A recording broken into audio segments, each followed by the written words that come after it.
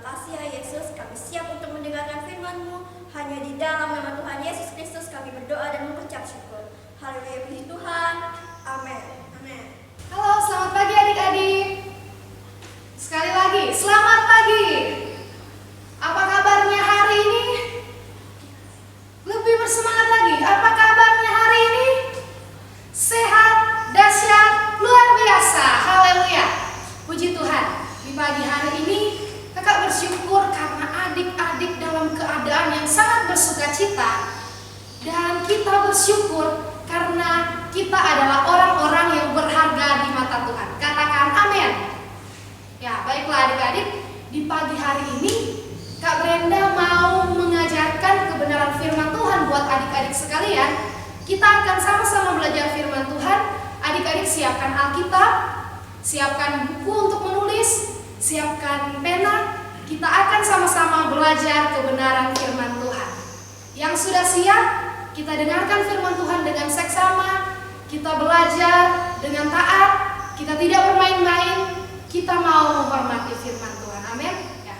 Baiklah adik-adik, Kak Brenda mau bertanya sama adik-adik. Adik-adik, siapa di sini yang memiliki barang yang berharga dalam hidupnya? Ayo angkat tangannya. Oke. Semua mengangkat tangan karena semua adik-adik memiliki barang yang berharga di dalam kehidupannya. Pasti memiliki barang-barang berharga dalam kehidupannya. Barang berharga itu adalah barang-barang yang dirawat sebaik mungkin, dijaga sebaik mungkin, dan tentunya barang berharga itu pasti sangat dikasihi oleh adik-adik, benar? Contohnya, adik-adik memiliki sebuah permainan yang sangat adik-adik anggap berharga. Pastinya adik-adik tidak mau permainan itu dimainkan oleh orang lain, benar? Adik-adik pasti menjaganya sebaik mungkin, karena itu adalah sesuatu yang berharga. Kak Brenda mau memberikan ilustrasi buat adik-adik belajar. Nah, pada satu hari ada sebuah toko perhiasan.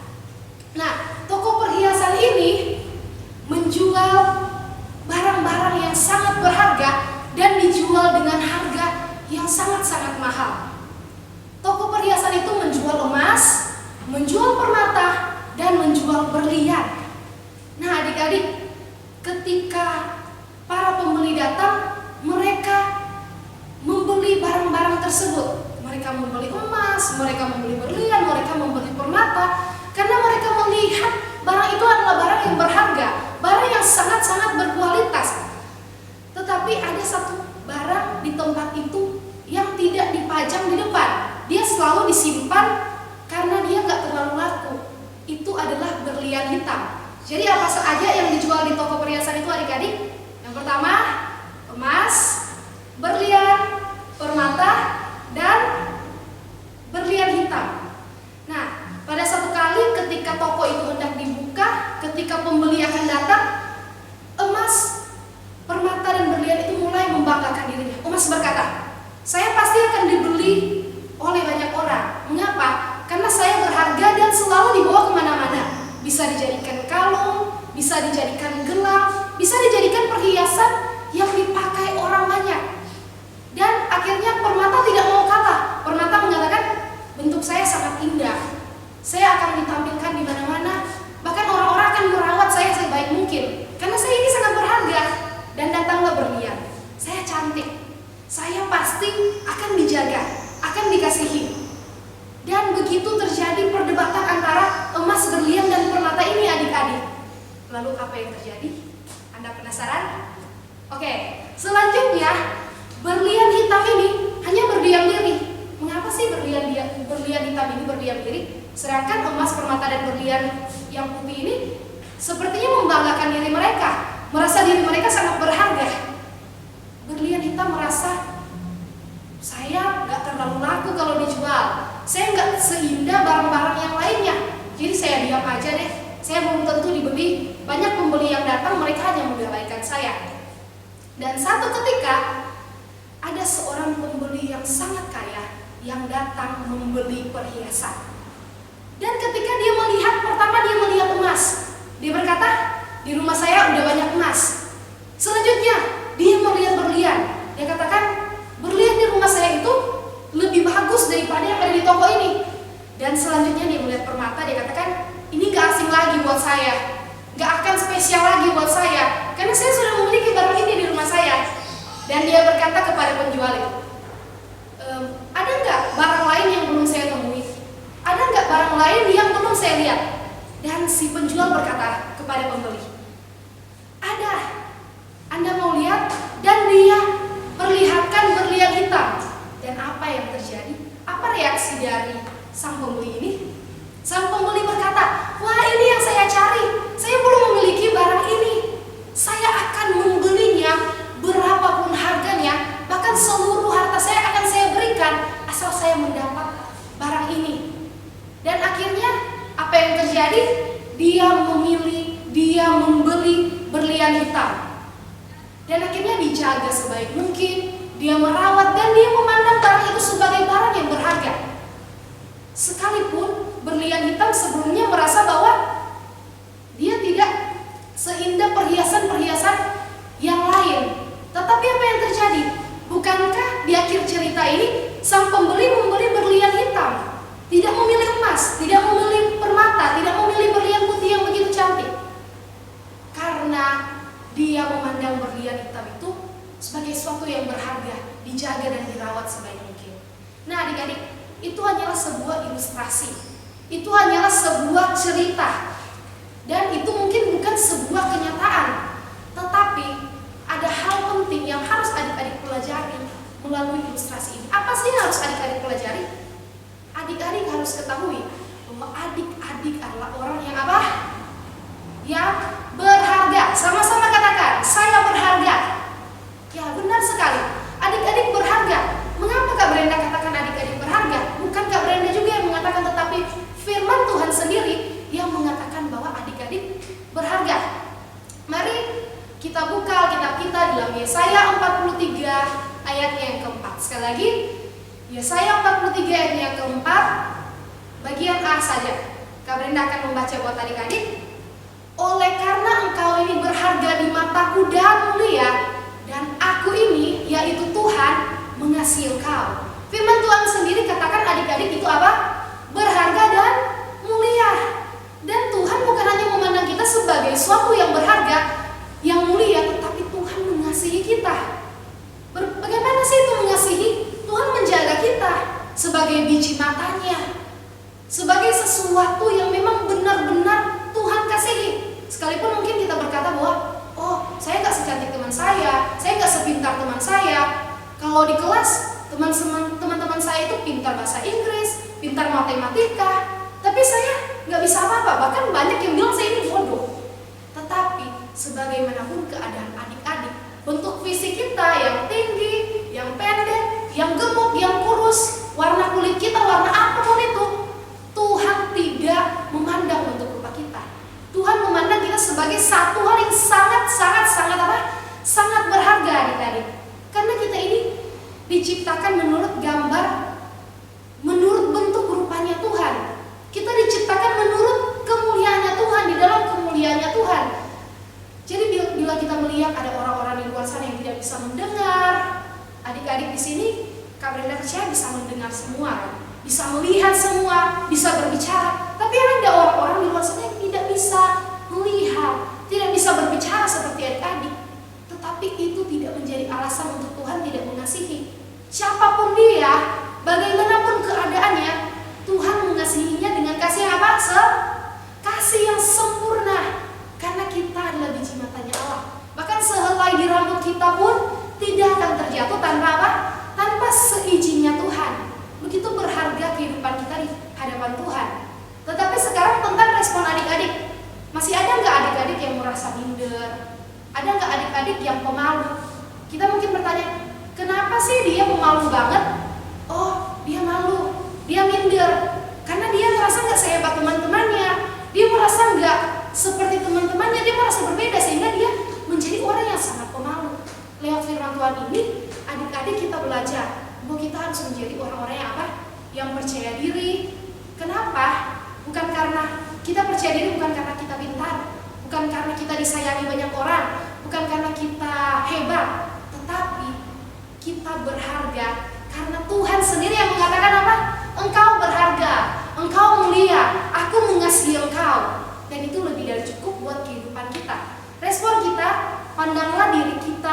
sebagaimana Tuhan memandang kita. Kasihilah diri kita. Bagaimana adik-adik mau mengasihi orang-orang yang ada di sekitar adik-adik kalau adik-adik belum bisa menerima diri sendiri? Bagaimanapun keadaan adik-adik, pandanglah sebagai sesuatu yang berharga.